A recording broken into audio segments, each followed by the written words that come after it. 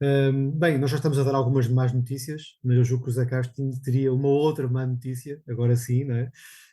Também queríamos falar um Exatamente. pouco sobre a inflação e sobre a forma como ela é calculada, mas se calhar vamos deixar isto para outro dia. Mas passamos agora então à tal má notícia, e que tem muito a ver com o valor dos imóveis e da capacidade de financiamento, não é?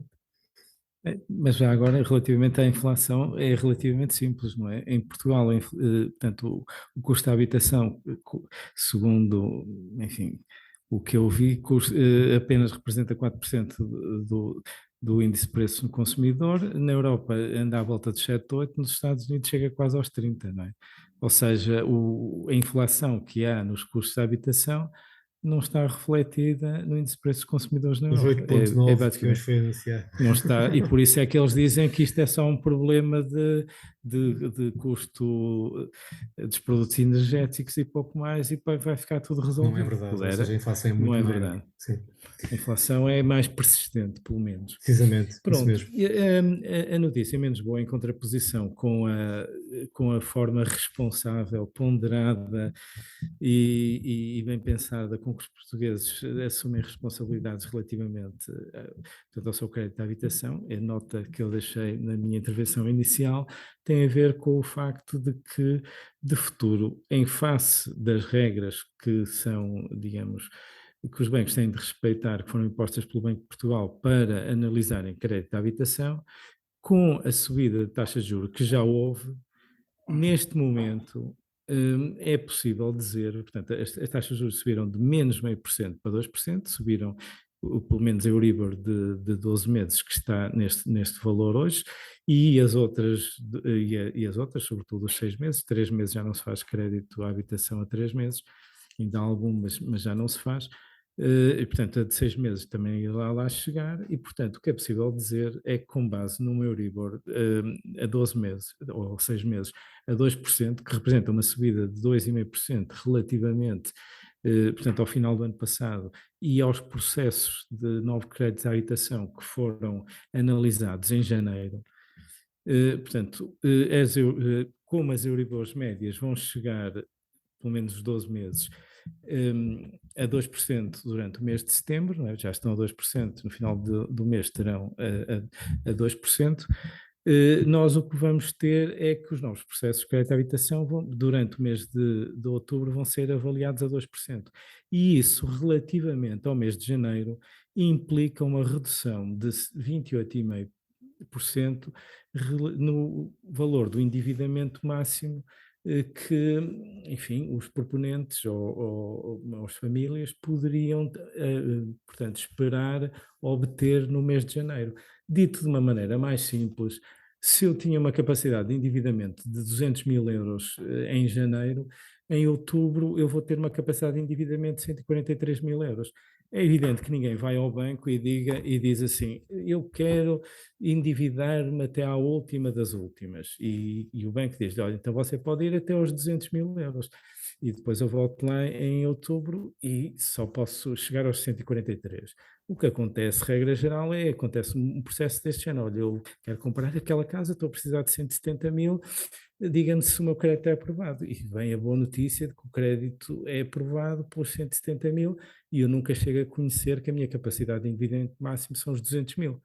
Mas vou ter uma surpresa muito negativa quando, depois de me terem dito em janeiro que eu podia, ou em abril, ou no mês que Sim, fosse, não é, exato. recente, Recente, que sim. me aprovavam 170 mil euros, agora de repente, meu caro amigo, agora só, neste caso, só podemos chegar aos 143 mil. Mas como é que isso aconteceu?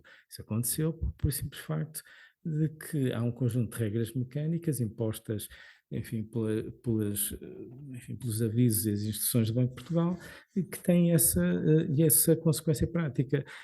E isto, por exemplo, eu tenho acompanhado esta temática através dos bancos que expõem nos seus simuladores as regras de negócio e que mostram qual é o valor que uma pessoa pode esperar. E num banco em particular, basta dizer, não é? Portanto, que para eu obter o mesmo crédito que conseguiria obter em janeiro, precisarei em outubro de ganhar mais 39,8% do que ganhava, ter um rendimento que é 40% superior àquele que necessitava em janeiro para obter, para aprovar o mesmo crédito, que se Ora, traduz numa redução dos tais 28,5%.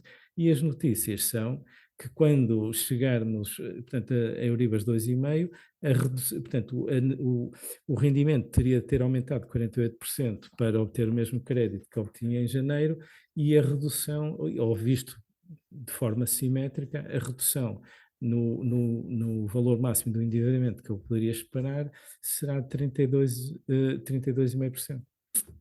ou seja, temos aqui uma possibilidade curto, médio prazo de estabilização dos preços dos imóveis ou redução dos mesmos para acompanhar esta tendência, porque não Nós temos estamos à aqui espera de uma subida de 40% dos ordenados, né, dos Nós rendimentos. temos aqui uma situação em que os vendedores e os compradores vão ficar uns a olhar para os outros no impasse, não é? Porque isto, todos nós temos a percepção nos últimos anos que o preço das casas subiu muito mais que os salários, e as taxas de juros foram descendo, e os spreads aplicados pelos bancos também foram descendo, o que foi, de certa maneira, acomodando tudo isto. Agora os spreads deixaram de descer, as taxas de juros começaram a subir, e de repente vamos ter este problema.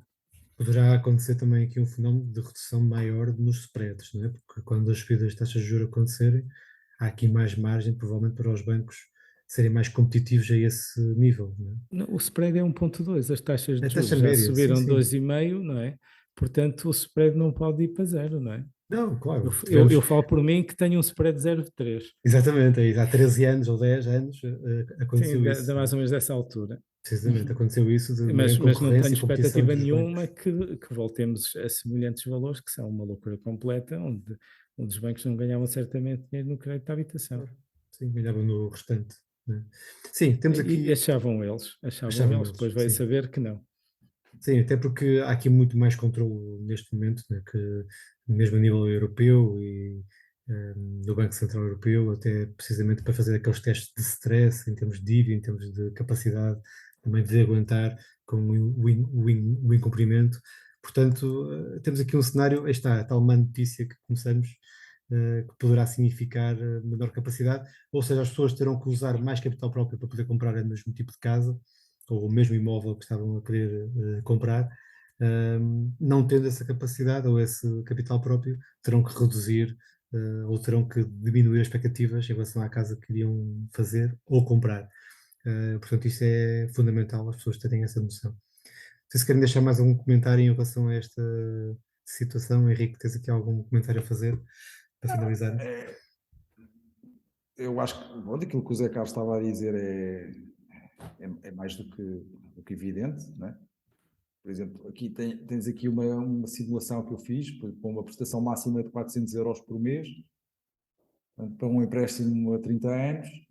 Temos aqui uma taxa, aquilo que era a taxa de juros anual nominal, não é? Uhum, Portanto, sim, sim. soma da Euribor com o spread. Nesse caso estava em Agora, 0,66, aquilo que se verificará em meados de 2023, o será banco 3,1. financiará no máximo, em função daquilo que é o DSTI, portanto é o Debit Service to Income, uma prestação de 400 euros. Isto significa que, fazendo as contas, que é os fatores de atualização, o valor máximo da casa inicial era 162.951, passa a 117. 117.092. Temos aqui uma diminuição de 45.860 euros no valor da casa que é possível comprar. Os tais 40%, não é? Mais ou menos. Volta Mais ou disso. menos, agora é mais coisa, menos coisa, é muito significativo. Sim, Depois, há aqui outro problema que eu gostava de focar, dar mais chega, que é este aumento do preço das casas em Portugal também teve muito a ver com o facto das taxas de juros estarem muito baixas, porque claro. muita gente chegou à conclusão que não queria ter o dinheiro em depósitos. Precisamente. E Precisamente. portanto foi comprar casa na expectativa de arrendar a estudantes, arrendar o alojamento local, ou, etc. Não é? Pronto. E agora o que vai verificar, não é duas coisas: que o mercado não tem uma elasticidade infinita, não é? E a segunda é que o preço dos imóveis vai começar a descer. Isso significa que a riqueza detida por esses investidores, e não só pelos investidores, mas pelas pessoas que compraram casa para o fim de habitar nela, na mesma, vai diminuir consideravelmente. Esse efeito de riqueza, não é? Normalmente tende a deprimir também um bocado os padrões de consumo das Sim, pessoas. sim. Já agora, uma pequena piada face àquilo que o Zé Carlos disse. Eu tento sempre conciliar factos aparentemente contraditórios, mas este eu não consigo conciliar. É que o bom senso do povo português na gestão da sua tesouraria, não é? Das suas finanças, infelizmente não se aplica depois ao bom senso do povo português ao escolher os seus governantes. Não é? É uma pena que haja aqui uma certa dualidade de bom senso. Também há muitos que não votam, não é? Bom senso e mau senso. Pronto. Exato, fica aqui a nota. Sim, mas em relação, estavas a falar em relação aos imóveis, aos investimentos, de facto houve muita gente que, aproveitando a dificuldade ou a ausência de taxa de juro em termos de poupança, não é? Em termos de aplicações, optou por comprar um ou dois imóveis, e isso de facto notou-se, e provavelmente agora já não se vai notar. Vítor, e com dívida. E com dívida, E com precisamente. dívida, porque eram pessoas que tinham 40, 50, 60, 70 mil euros Sim, no banco. precisamente. E foram comprar casas de 100, 120, Sim, 130 sim, mil. recorreram a isso, sim. Agora Há recorreram aqui a um, isso. há aqui um Vou-se fator confrontar interessante. Eu de qualquer maneira Vou-se gostaria confrontar com duas coisas. Por um lado, o aumento da prestação desse empréstimo. Esse empréstimo, sim, para e a redução do imóvel, né? Do valor.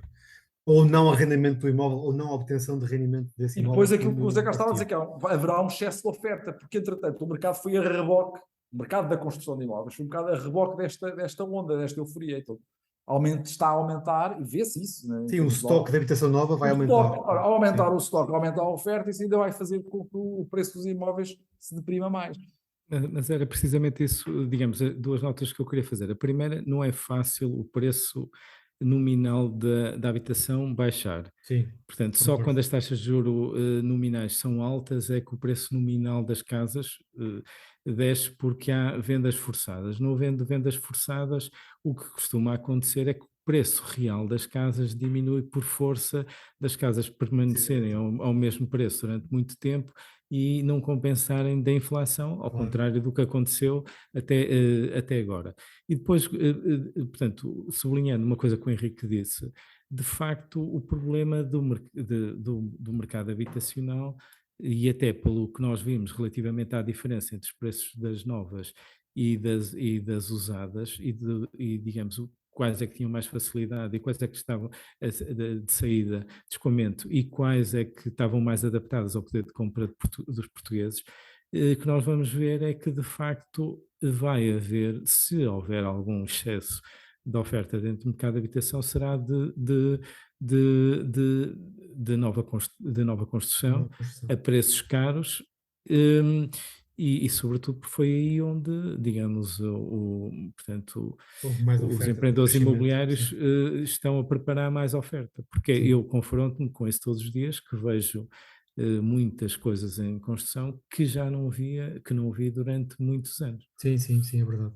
Sim. E depois há outra coisa também, só para finalizar, que é importante que as pessoas não veem o preço do imóvel todos os dias, nem todos os meses, nem todos os trimestres, não é? Ou seja, é um investimento real, físico, como muita gente diz, e não vão consultar o preço do imóvel, portanto não sabem se ele está de facto ao mesmo preço, ou se valorizou, ou não. Portanto, enquanto que, por exemplo, nos investimentos financeiros sabemos que isso acontece, as pessoas veem o extrato quando chega a casa, pelo menos isso aí, né? Veem que os investimentos estão a render menos ou estão menos valiosos do que estavam. Portanto, e aí há uma tendência para as pessoas acelerarem a compra e a venda, enquanto nos imóveis não, é visto como um ativo de longo prazo. E as pessoas dizem muitas vezes, eu não vendo com perda, ou algo assim do género, né? Criam aí alguns enviesamentos que adulteram também o próprio mercado. Não é? O próprio Portanto, funcionamento do o mercado. próprio mercado. Portanto, não é muito fácil de ter essa percepção, por isso eu concordo até, se calhar, que sim, o preço do imóvel em termos nominais poderá não cair assim facilmente, mas sim, em termos reais, claro, se a inflação for persistente. Bem, mas era como eu dizia, os compradores e os vendedores vão ficar uns olhos ficar, sim, vai haver ali uma necessidade de ajustar. Os imóveis preços mais elevados, provavelmente, como estavas a dizer. Sim. Então vai ter que ainda por cima estão na mão de promotores imobiliários, enfim, veremos como é que a coisa. Mas isso, pronto, só eles e os respectivos bancos é que nos poderão elucidar de qual é o ponto da situação. Exatamente. Bem, espero que tenham ficado com umas boas luzes sobre teto de habitação, imóveis, inflação. Até à próxima. Carlos e Henrique, obrigado. Boa noite, obrigado.